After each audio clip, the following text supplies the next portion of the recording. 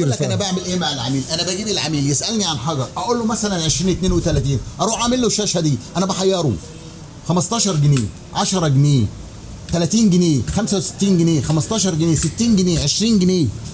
ما شاء الله، دي الاسعار كمان مسعره كل حاجه. طبعا ما فيش ملي في المكتبه ايا كان، كبير او صغير مش شغال بالباركود ومش شغال بالسعر. السعر موحد لاي حد، يعني ما عنديش مش مستر اسلام جايني معلش القلم ده ب5 جنيه، لا لا لا لا، القلم ده هعمله على السيستم كده، هيقرا لي رقمه وسعره اي حد ايا كان. حضرتك التسعير من البدايه احنا مش عاملين التسعير لغرض تسويق، التسعير لا ليه تسعير. لا مش ان انا زبون جاي اقول له ده عشان خاطرك انت، وده جاي اقول له عشان خاطرك انت. لا، البيع مش كده بالظبط، البيع مش كده.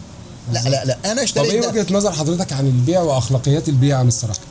والله يا استاذ اسلام، يعني ناس كتير قوي الواحد مش عايز يتكلم عنها، يعني في ناس كتير احنا مش عايزين، احنا عايزين يعني ايه، نحاول نوصل رساله.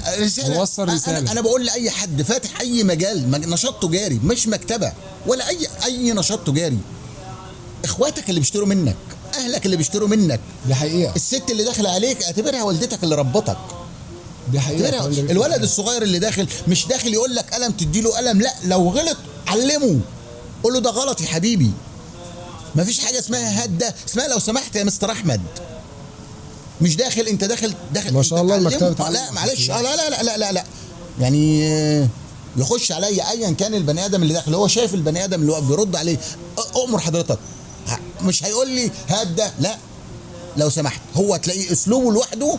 لان حضرتك في مكتبه، احنا طبعا مكتبه مش في مدرسه. انا مش في مدرسه بس معلش. لا، والمكتبه يعني المكتبه والمدرسه الاثنين احنا رساله. ايوه يا رساله، كلنا مرتبطه على الاقل بالعمليه التعليميه وبمواضيع تانية كتير جدا، بس الاهم عندها هي العمليه التعليميه. انا أصلاً لو جاتني طفله عايزه مثلا سي روج، مش هبقى لها، انا مش هبقى لها اطلاقا. تمام. لا يا بابا دي لو سمحتي خلي ماما تيجي، الا لو انا عارفها وعارف ان هي عايزه ده لمامتها هديه مثلا.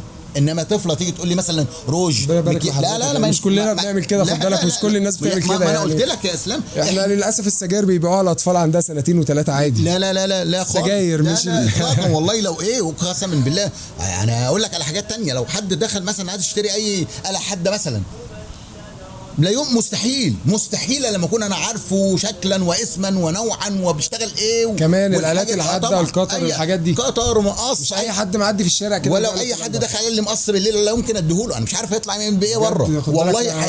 والله حقيقي انا حتى انا لو مكان حضرتك هحس انها مش هتيجي في بالي يعني. لا بجد والله. انت لو واقف في مكتبه وجالك حد يشتري مقص بالليل، ده طبيعي جدا هتبيع له، فاهم؟ والله بالله ما رضيت اديهوله. لا انا مستر احمد ما شاء الله معلش بيفكر في زاويه ابعد. معلش ارزق على الله.